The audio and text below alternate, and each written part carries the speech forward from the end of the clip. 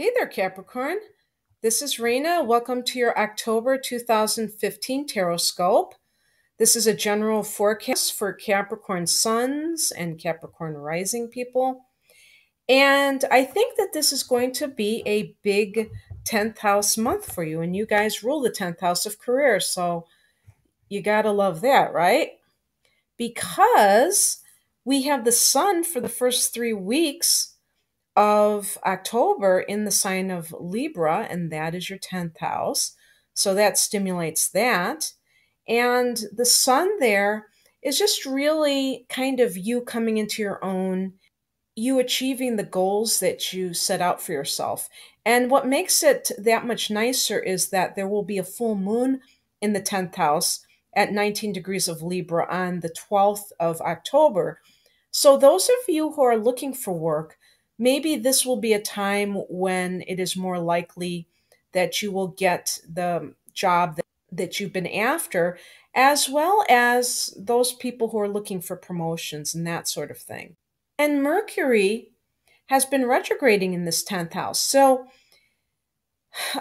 this might actually mean that some of you have been kind of sitting on the edge of your seat waiting to hear back from some position that you applied for and nothing has been forthcoming.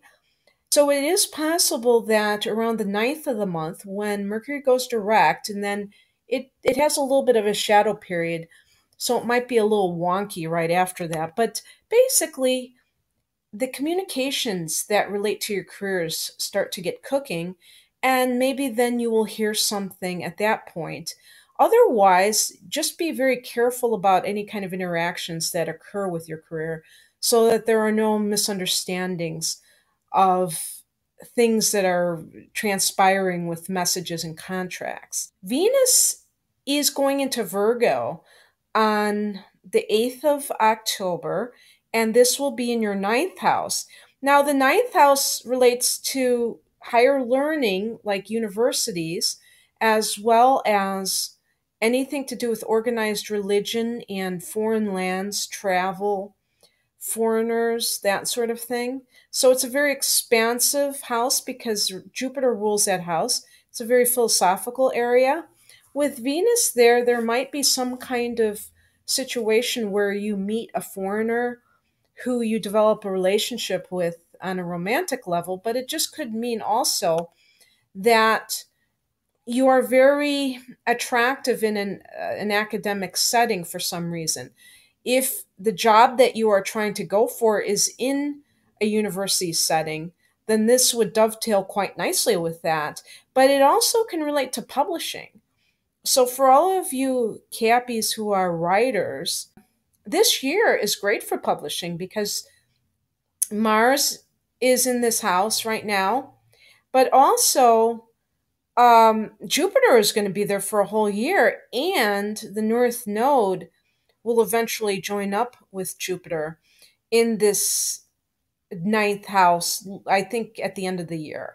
So the North Node is your destiny. So if you have been somebody that your life purpose seemed to be that you wanted to write and be published, this would be a good time to really make sure that you are starting a project or continuing a project that you put aside because, you know, when the stars align like this, it just seems like things are more likely to happen. And it doesn't mean that you can't publish at any other time. It's just like, why not work with the energy, right?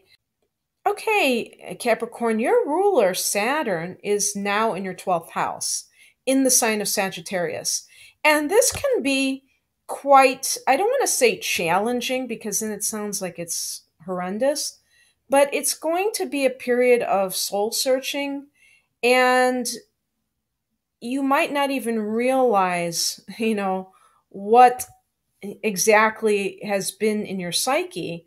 And this might be a time when everything gets cleared out. But it's actually a very good thing because the fact that Saturn is your ruler means that when this transit is over with, which will last approximately 2.5 more years, you will then have a new cycle with Saturn in your first house, and with Saturn being your sun's ruler or your ascendant's ruler, um, this just means that you can really have a whole new cycle of grounding yourself and manifesting for yourself. And so this period can be used as kind of cleaning out anything that remains that has been holding you back. So it's all about handling it in the most positive way. And the other thing that I wanted to say about the transits is that we have a full moon in Taurus, 3 degrees Taurus, on the 27th of October. And this is your fifth house. So this is a great time for artists. And going back to that publishing transit that's happening for a whole year, during the time of the full moon, there's a really good opening to start a creative project that will be very fruitful. So that's something to think about. It's also a great time to conceive. So, if you don't want to conceive, you might want to investigate a little bit of a protective device. The full moon in the fifth house on the 27th can be a great opportunity for those who are single and looking of falling in love, finding a partner, because the fifth house is also the house of love and romance. And obviously, not every transit nor every card will apply to every last Capricorn. If you want a personal reading, you can click on the link below. I use your natal chart to hone in on specifics, and then I also do a tarot spread along with it. I am offering $19 love readings that will be through the end of October. The other thing I wanted to say is that these readings are intended for people who are experiencing difficulties with love, more so than people who are just happy in their single life or happy in their marriage. And for obvious reasons why this would be the case. So for the first card, I got the Queen of Wands, and this is like this enthusiastic energy and a very positive feminine kind of energy. And this could be for a man as well, because it just relates to nurturing qualities, which is what we associate with the feminine principle. So it has nothing to do with gender. But this is your current state of mind when it comes to your love life. And some of you may not resonate with that, but for those who do, what it's saying is that there's something in your life that's making you, be in this positive state, and good for you. It may have to do with all this 10th house activity. Maybe your career is going along swimmingly, and that always puts a smile on a Capricorn's face when their career is going along great. And the I would say that if you don't feel like this, that you definitely want to inject more enthusiasm into your personality, your the way that you present yourself to other people, because Capricorns have a tendency not to be like this, to be very serious and not playful, and to be strict. And of course, this is always modified by your ascendant and even your moon sign. But you know what I'm saying. And some of you will understand exactly what I mean. And when you're like this, people might think you're no fun, that you're kind of a downer or something like that. So make sure that you're not walking around, too taking life too seriously. And the message from the universe is a strength card. And so for those of you who are feeling good right now, this is just an affirmation that you are in a very good place where you have a sense of empowerment. And for those of you who do not resonate with the first card, it's reminding you that there is an unseen strength that you can tap into.